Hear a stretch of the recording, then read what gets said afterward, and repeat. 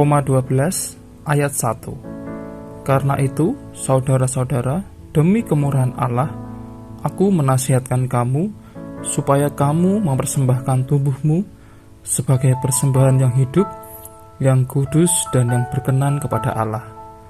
Itu adalah ibadahmu yang sejati.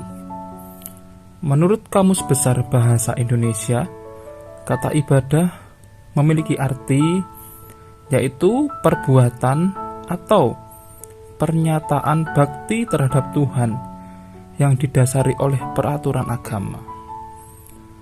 Mungkin jika kita ditanya, sudahkah kita beribadah? Tentu kita akan menjawab sudah, karena setiap hari Minggu kita pergi ke gereja untuk ibadah. Bahkan mungkin juga mengikuti ibadah tengah minggu. Ketika datang beribadah, kita memuji Tuhan dan mendengarkan firman Tuhan. Tentu hal itu benar karena merupakan bentuk dari persekutuan ibadah yang kita lakukan bersama-sama. Namun, apakah ibadah itu hanya sebatas datang ke gereja, lalu pulang, kemudian selesai? Tentu sebagai orang Kristen, kita harus mengerti dan memahami bahwa ibadah kita tidak hanya selesai ketika sudah pulang dari gereja, melainkan ibadah kita akan terus berlanjut ketika kita kembali ke dalam aktivitas sehari-hari. Firman Tuhan menegaskan bahwa ibadah yang sejati adalah melalui seluruh hidup kita, memberikan hidup untuk kemuliaan Tuhan. Dengan kata lain, memiliki hidup yang berkenan kepada Allah dan mempersembahkan tubuh sebagai persembahan yang hidup dan kudus adalah keharusan bagi setiap orang percaya. Memuliakan Allah tidak hanya saat mengikuti ibadah di gereja, melainkan mencakup pada seluruh aktivitas yang kita kerjakan. Ibadah yang sejati adalah ibadah yang kita lakukan dalam keseharian kita secara total dalam segala hal. Oleh karena itu, orang Kristen harus menyangkal diri dengan hidup sesuai dengan kehendak Allah saja.